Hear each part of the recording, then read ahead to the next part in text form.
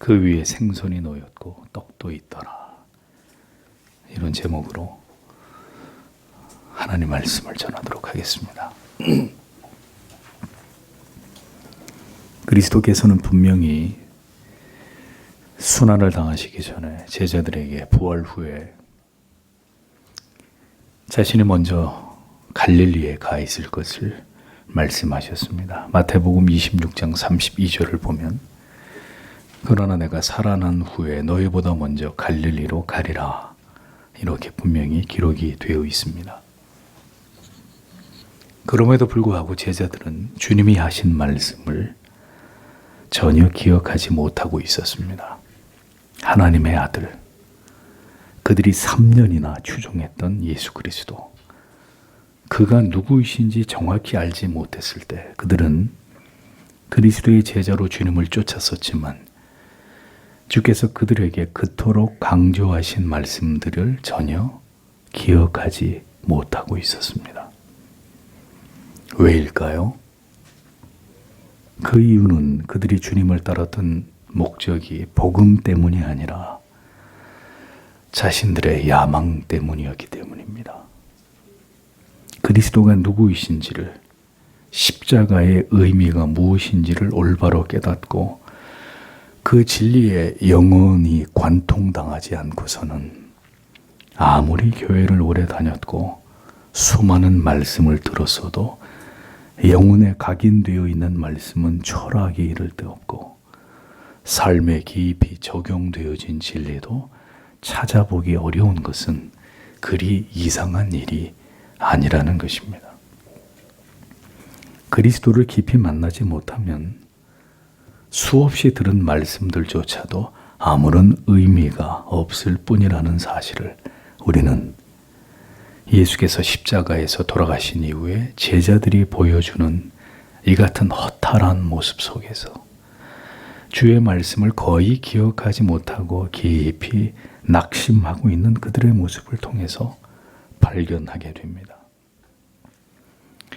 마음이 없으면 누가 하는 말이든 그것이 귀에 들리지 않고 마음에 와닿지 않는 법입니다. 예수의 제자들이 그러했습니다.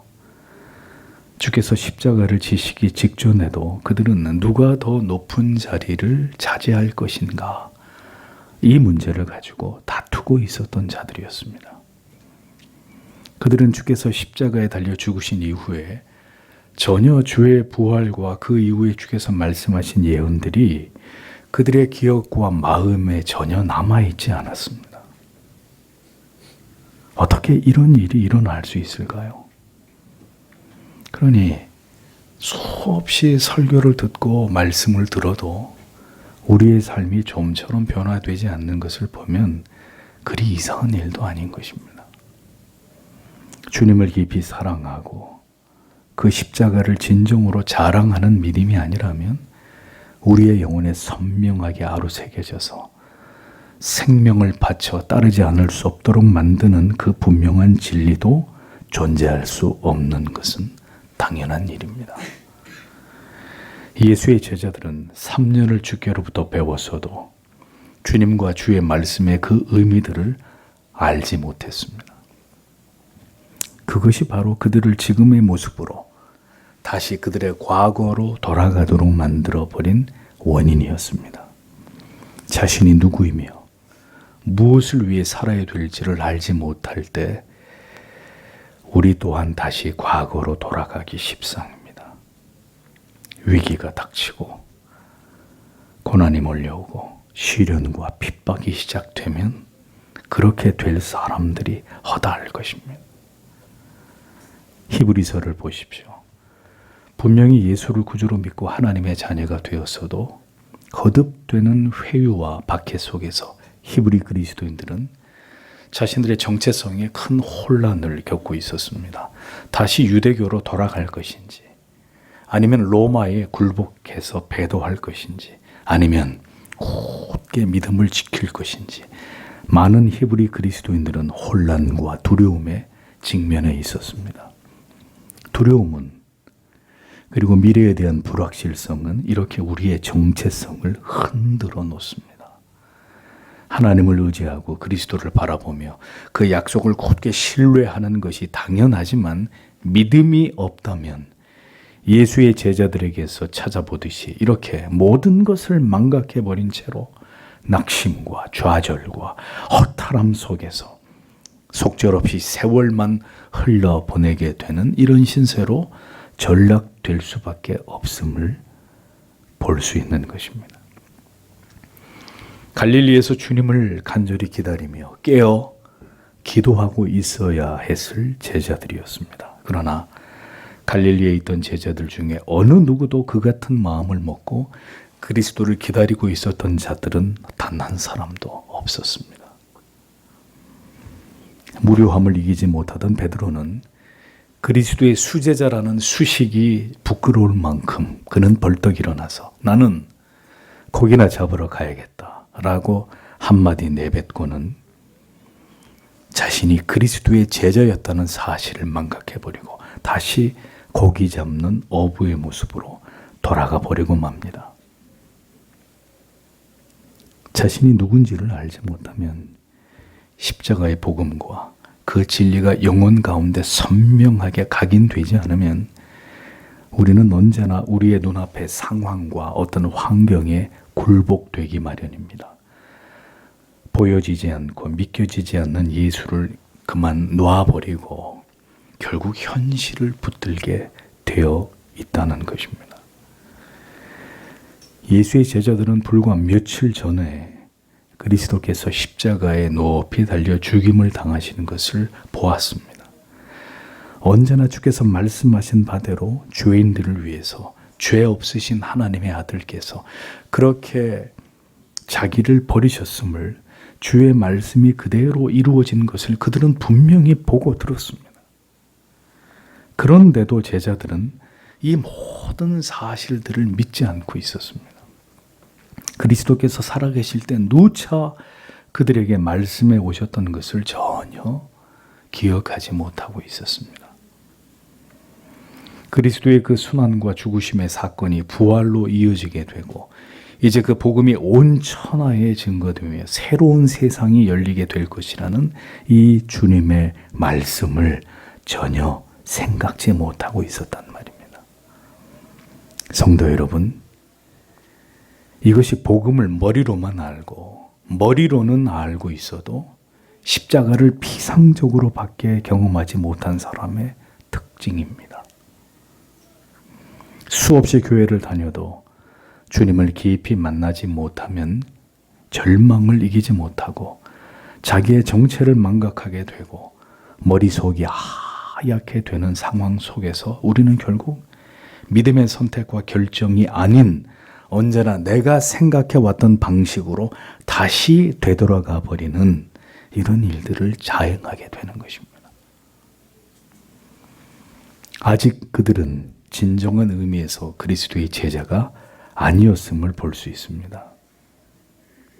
베드로와 몇몇의 제자들은 그들이 할 줄 아는, 익히 잘하는 그 일을 다시 시작합니다. 그들은 배에 올랐고 밤새도록 그물을 내렸습니다. 분명 그들은 즐거운 마음으로 그 일을 하고 있지는 않았을 것입니다. 그들은 매우 혼란스러웠을 것이고 그들의 미래에 대해서 불안했을 것입니다. 단지 그 모든 생각을 떨치기 위해서 그들은 간절히 기도를 한 것이 아니라 제자가 되기 전에 늘상 해왔던 그 일에 매달리고 있었던 것입니다. 그리스도에 대한 믿음이 견고하지 못하다면 그 수많은 말씀도 소용이 없습니다. 다시 세상으로, 다시 내가 잘할 수 있을 것이라고 믿던 그 일로, 그 자리로, 다시 그 모습으로 되돌아가 버릴 수밖에 없는 것이 타락한 인간들의 자연스러운 모습입니다. 베드로를 비롯해서 제자들이 결국 그렇게 될 것이라는 것을 미리 다 알고 계셨던 부활하신 주님께서는 그들에게 다가오셨습니다. 그리고 그분은 빈 배로 돌아온 그들을 바닷가에서 지켜보고 계셨습니다. 언제나 우리를 고치시기 위해 찾아오시는 그리스도이십니다. 그분을 찾을 힘조차 없을 때 마침내 우리에게 찾아오시는 주님을 기억하십시오. 예수님께서 갈릴리에 먼저 와 계실 것이라는 말씀을 전혀 기억지 못하고 있던 그들은 당연히 부활하신 주님을 알아보지 못했습니다. 주님께서는 제자의 자리를 이탈한 그들을 보자마자 호통을 치시고 꾸짖는 대신 온유한 목소리로 말씀하셨습니다. 얘들아, 너희에게 고기가 있느냐? 제자들은 힘없는 목소리로 없나이다 라고 간략히 대답했습니다. 그리스도를 아직 알아보지 못했던 것입니다. 이어 주님께서는 다시 그들에게 말씀하십니다. 그물을 배 오른편에 던지라. 그리하면 얻으리라. 그들은 즉시 배 오른편에 그물을 던졌고 그러자 그물에 잡힌 고기가 너무 많아 그물을 들 수조차 없는 지경에 이르게 되었습니다. 주께서는 자신의 존재 그리고 주 앞에 있는 그들의 존재에 대해서 그들이 다시 눈뜨게 하기 위한 방법으로 이 극적인 장면을 준비하셨습니다. 바로 처음 베드로를 찾아오시던 그 장면이었습니다. 이 익숙한 장면 속에서 한 제자가 소스라치듯 놀라며 바로 그분이 주님이시라는 것을 깨닫게 됩니다. 그 제자의 입에서 튀어난 외마디는 주시라 였습니다. 수년 전에 그렇게 베드로에게 찾아오신 주님께서 부활하신 이후에 분명히 제자들에게 일러주신 대로 갈릴리에 오셨고 이렇게 그들 앞에 나타나셨으며 그들을 맞이하고 계셨던 것입니다. 그들은 주님의 말씀을 잊었어도 주님은 그들을 그 어리석은 제자들을 잊지 않고 계셨습니다. 잠시 주를 잊고 계셨습니까? 주께서 그대에게 다시 찾아오십니다. 걱정하지 마십시오. 그분은 절대로 당신을 버리시는 분이 아니십니다. 정신없이 살아가면서 믿음도 퇴보하고 사랑도 식어지고 십자가의 그 구원의 은혜와 감격도 소멸될 무렵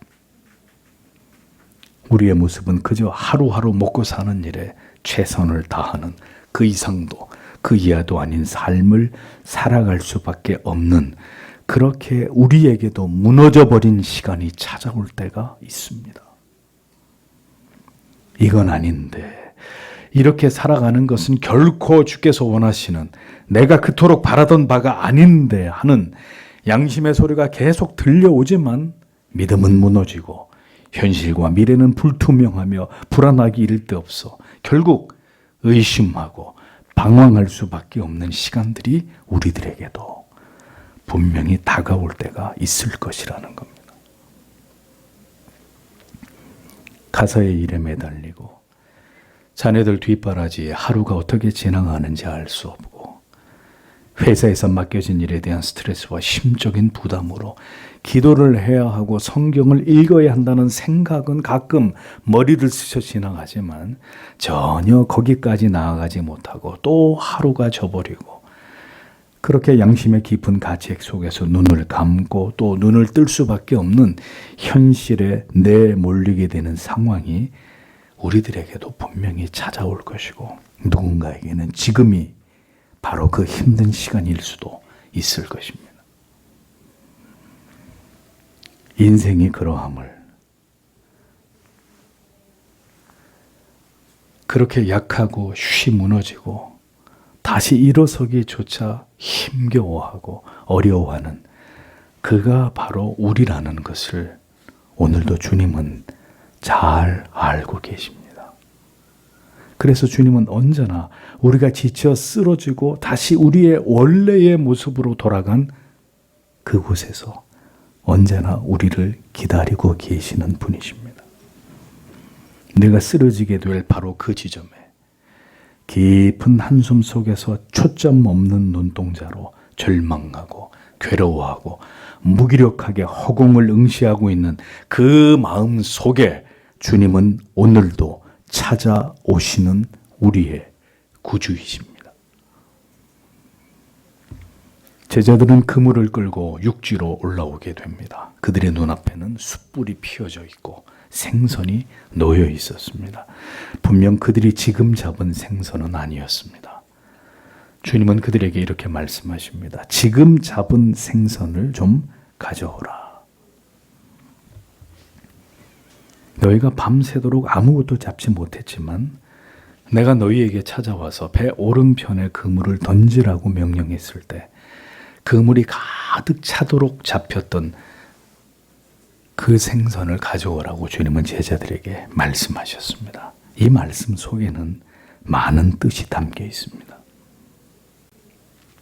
나를 잊어버리고 나의 모든 말들을 다 잊어버리고 다시 원래의 모습으로 돌아가 너희가 누구인지를 망각했을 때 너희는 다시 빈 배였다.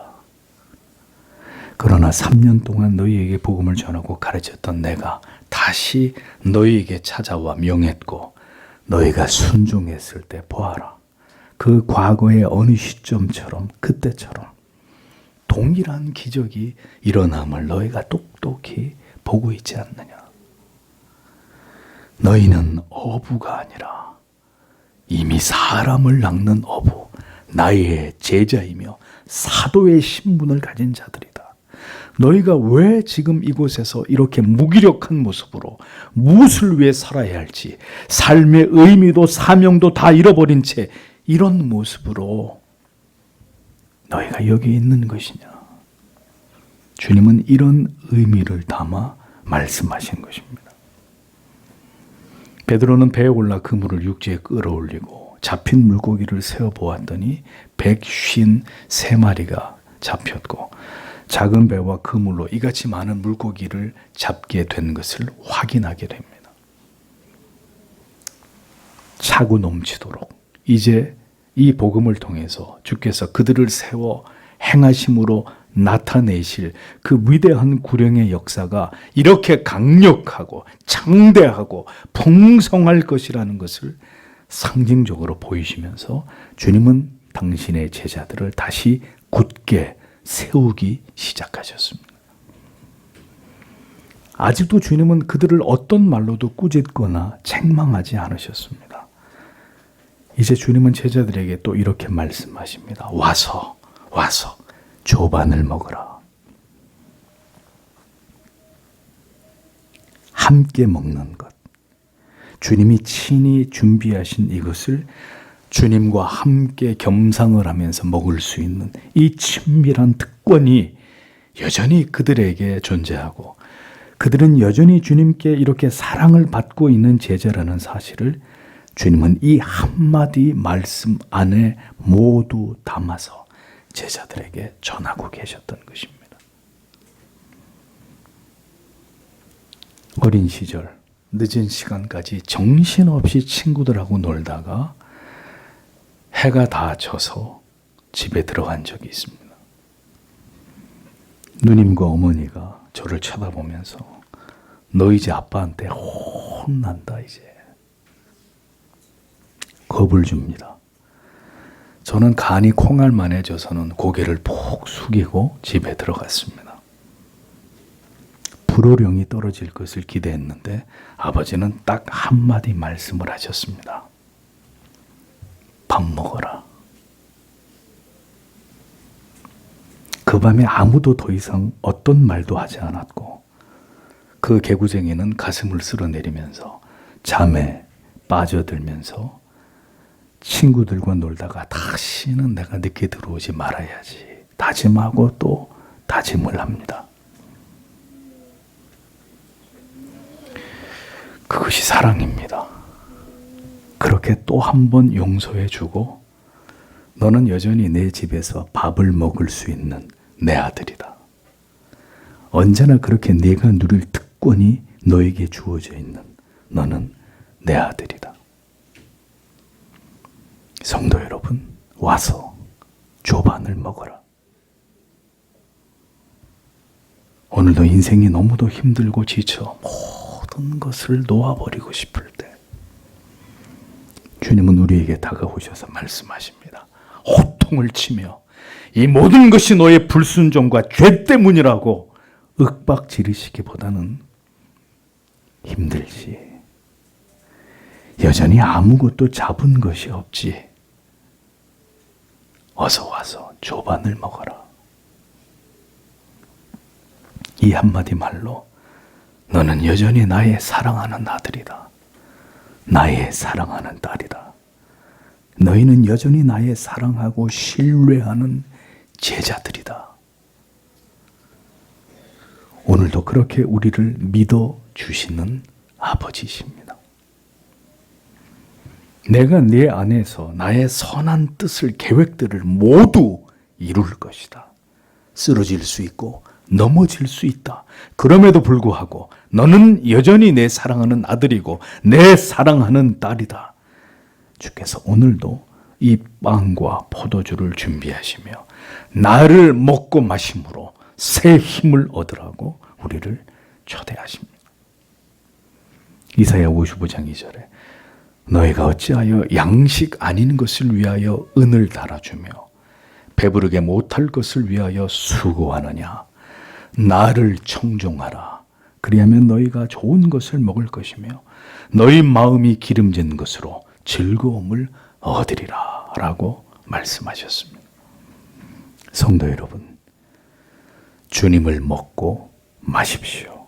그리고 다시 힘을 얻으십시오. 여전히 주님은 우리를 기대하고 계시고 주의 영으로 언제나 우리를 붙들어 우리가 달려가야 할 길, 그 길을 끝까지 완주하도록 도우실 것입니다. 전승에 의하면 베드로는 십자가에 거꾸로 매달려 순교했다고 전합니다. 아마도 그는 그렇게 십자가 위에서 거꾸로 매달려 죽어가면서 웃고 있었을 것입니다. 그렇게 주를 배신한 자신에게 찾아오셔서 와서 조반을 먹으라 다정하게 말씀해 주시고 요한의 아들 시몬아 내가 나를 사랑하느냐 3번이나 물어주셨던 그 주님의 사랑을, 그 무한한 사랑과 자비를 기억하면서 주님, 저 같은 죄인에게 이 얼마나 놀라운 은혜입니까? 아마 그는 그런 고백 속에서 눈을 감았을 것입니다. 성도 여러분, 그리스도를 바라보십시오. 그리고 그분이 오늘도 우리 안에 함께 하심을 믿으십시오. 반드시 우리를 일으켜 세우시고 우리가 있어야 할 그곳에 있도록 우리를 이끌어 가실 것입니다. 오늘도 이 믿음을 가지고 모두 성찬의 자리로 나아가시기를 바랍니다. 기도하겠습니다.